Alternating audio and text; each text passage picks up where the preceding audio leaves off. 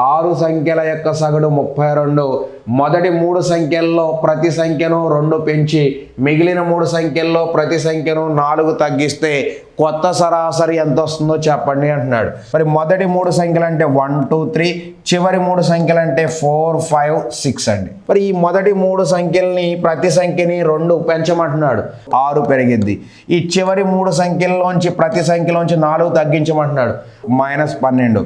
ఓవరాల్గా మొత్తం 6 సంఖ్యల మీద ఏం జరిగింది అంటే +6 -12 కాబట్టి సో 6 అనేది తగ్గింది. 6 సంఖ్యల మీద 6 తగ్గింది.